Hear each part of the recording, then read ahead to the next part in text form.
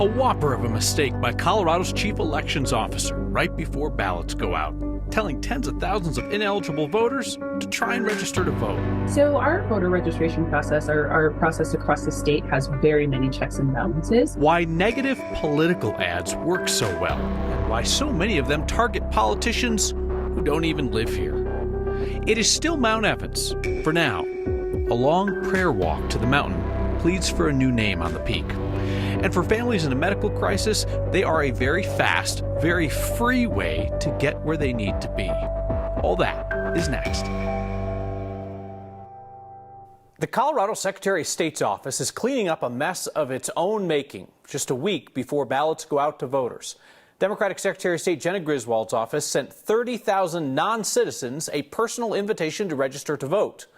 They, of course, are not eligible to vote. These mailers, printed in English and Spanish, encourage the recipients to make their voice heard and include information about how to register to vote.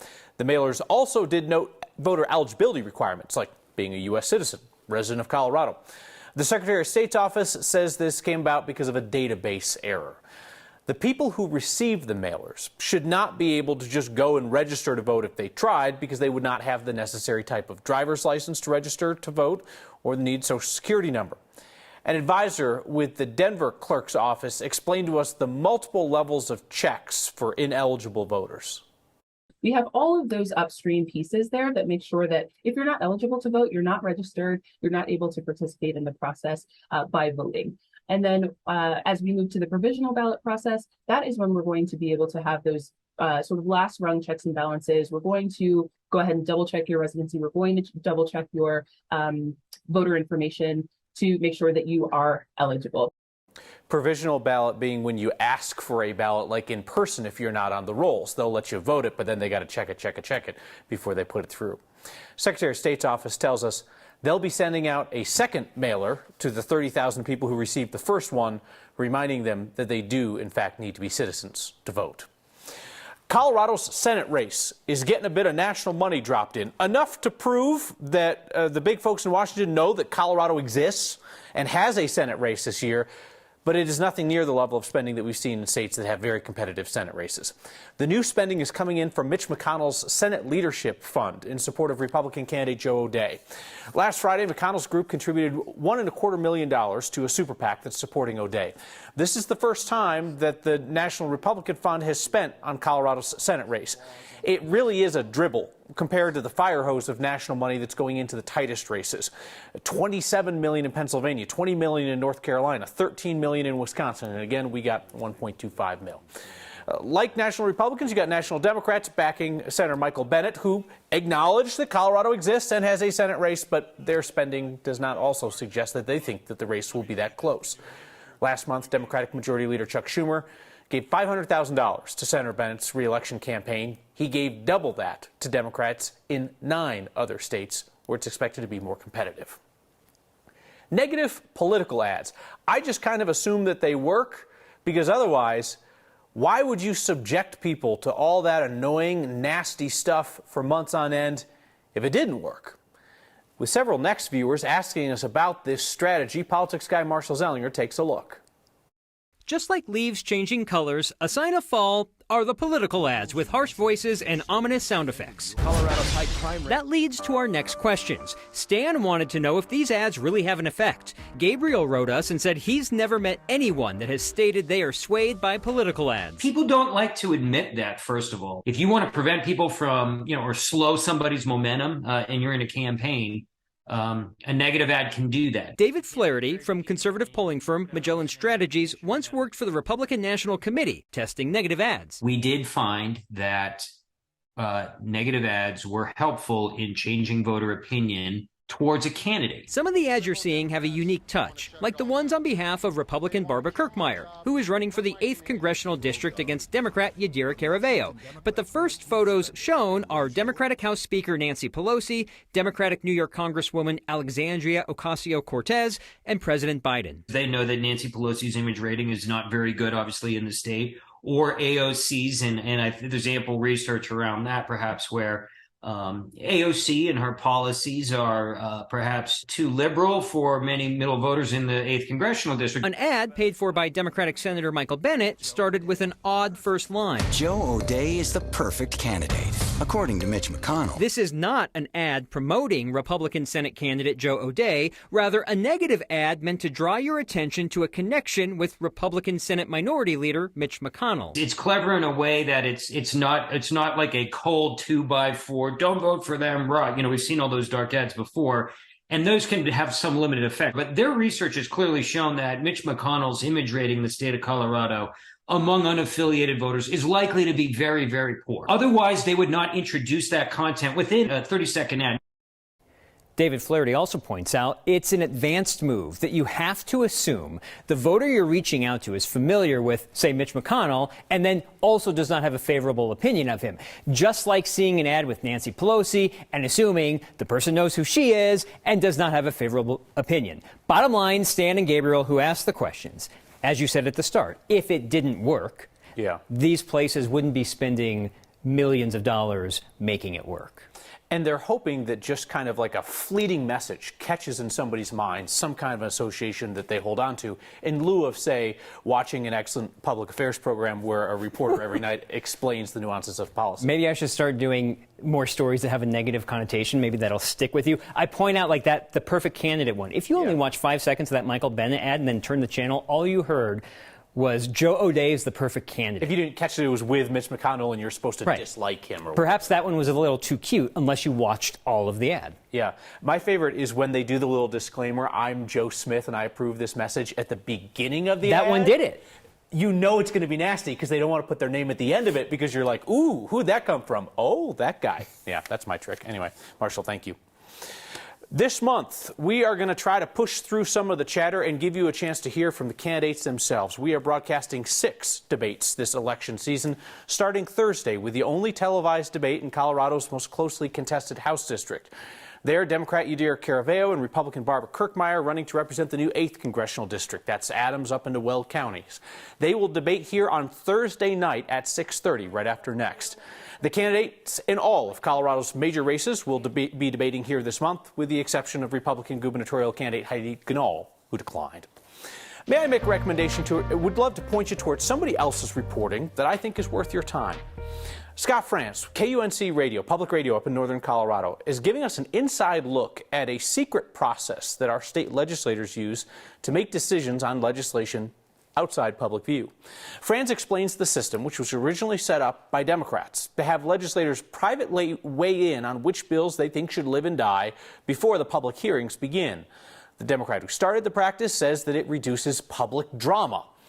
Critics say it makes it hard to know why some bills suddenly fail and others succeed. We have a link to KUNC's full report on the next Facebook page and on my Twitter feed. The latest bit of good that you have done together in our state is helping Coloradans who are facing a breast cancer diagnosis by picking up some of their bills, like the mortgage or groceries, while they pay for treatment and focus on their health. Since last Wednesday, you've raised $25,000 for Sense of Security. That nonprofit tries to take away some of the worry for Coloradans facing cancer, giving them more time and energy for their families and their recovery. Through 122 weekly Word of Thanks microgiving campaigns so far, you have raised $9.6 million for nonprofits across our state. If you have an idea of who could use our help, email me, please. next@9news.com. Read each and every one of those. I'll be back with a new idea on Wednesday. A prominent peak that's a reminder of one of the worst moments in Colorado history. So there's a suggestion to rename it. A lot more Native people can come into this space and enjoy it as a beautiful mountain instead of a reminder of a terrible thing. And when families need life-saving trips for medical care, in comes a nonprofit with an idea and a company with jets. Next.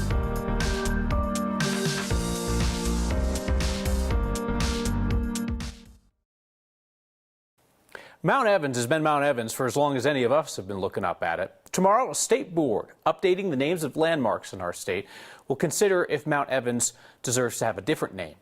The 14er named after Governor John Evans. He was in office during the Sand Creek Massacre, when troops killed Native women and children in a surprise attack on the Eastern Plains. Native people across Colorado have asked for Evans's name to be removed from the peak. There are 6 alternatives on the table. Two of the names were suggested by the Cheyenne and Arapaho tribes, including one name that appears to be quite popular amongst tribal representatives. The name Mount Blue Sky would pay tribute to the Arapaho tribe, also known as the Blue Sky Tribe. This weekend, members of a number of tribes finished a 10-day prayer walk from the Sand Creek Massacre site to the summit of Mount Evans. Connor Ryan, professional skier and Lakota citizen, ran the final leg of that journey. He said it's time to give a sense of belonging back to Colorado's Indigenous people. I think one of the biggest things is it gives people that freedom to be back in that space, and do that separately of all that trauma from the past. I think we should have the freedom to define what our experiences outside should be, and not have them be defined by these historical reminders of violence or genocide. So the state board, considering the name change, will listen to public input, but they don't have the final say. The name would have to be approved first by Democratic Governor Jared Polis and then by the U.S. Board of Geographic Names. The City of Denver is investing in a pilot program to give cash directly to people experiencing homelessness. The city approved a $2 million contract with the Denver Basic Income Project. For the next few weeks, they're taking applications for the first round of participants.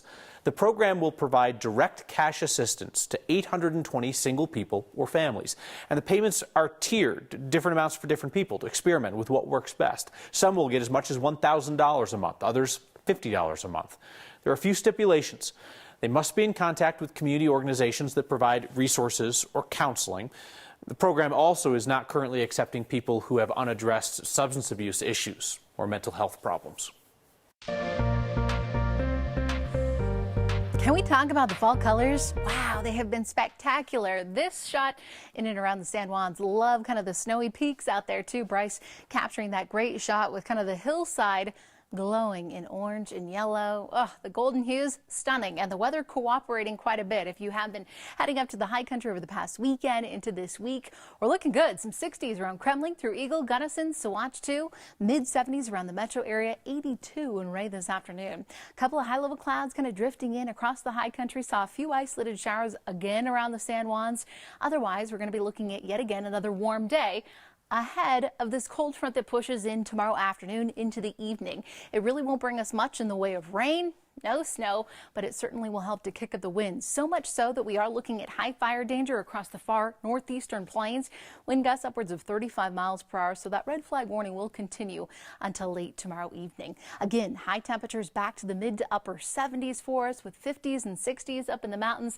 A slight little cool off with that cold front. Otherwise, we're looking good throughout the rest of the work week, with the possibility of some cooler weather and a couple of rain showers coming our way for the second half of the weekend.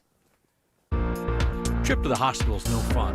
Getting there in a private jet, that helps, especially when time is of the essence. That's next. A nonprofit called Angel Flight West had an idea almost 40 years ago to connect medical patients in need to fast transportation. About the same time, private jet company, International Jet Aviation, was also getting off the ground, so to speak. Now they're working together. We've truly enjoyed giving back to the community, enjoyed contributing to good efforts. My name is Brian Smith. I'm the president of International Jet Aviation based here at Centennial, Colorado. International Jet has a rich history of partnering with charitable organizations, doing things for primarily children or people in need of assistance. We've known of Angel Flight West for quite a few years. We just recently had the opportunity to partner with them in the last few weeks, and we donated a Learjet to travel around the western part of the United States, moving children and family to places they needed to go. It's very important. You know, all of our business is important, but to be able to do something like this is, particularly special to us. My name's Chad Butzine. I'm the general manager of International Jet Aviation. They basically are used to move people with medical needs to various parts of the country where, standard travel wouldn't really be feasible for them. Yeah, we donated the airplane, which included the crew, and we left it to Angel Flight West to decide who needed to go where. I met one on departure out of here that we were moving to Montana. It was very neat to watch everybody come out and sign the planes. Some of the patients that they were working with, we'd have them sign the outside of the jet. It was very rewarding. It was very fulfilling to be able to be a part of that. I think that we all hope that they will be in a better place than they were yesterday.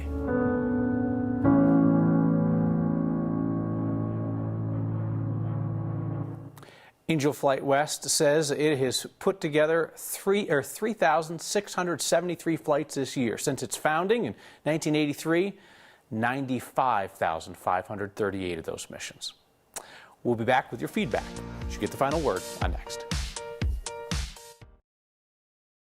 Big stack of your feedback tonight. Want to start with something that we heard a lot of over the weekend, a request to add another debate to our series in the 3rd Congressional District. That's western and southern Colorado, currently represented by Republican Lauren Boebert. Sarah Stratton says, in my opinion, you should definitely include Lauren Boebert or Democratic challenger Adam Frisch in your debate series, even if it is not a particularly close race. Frisch would benefit from the exposure.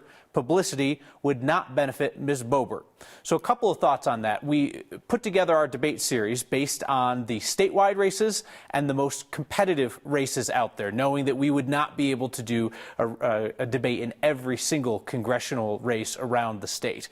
And also, just from a journalistic perspective, our goal isn't to benefit anybody from the exposure or to expose anybody, as you suggest. The idea is simply to put those politicians to some questions publicly so that you at home can better understand where they're coming from. We've got a text in from Tom. Why were those 30,000 non-eligible voters in the state database to begin with? This is the error by the Secretary of State's office, sending out an invitation for them to register to vote when they were not eligible. The way this works is that the state is part of a multi-state database that sends them names of potential voters they could do outreach to.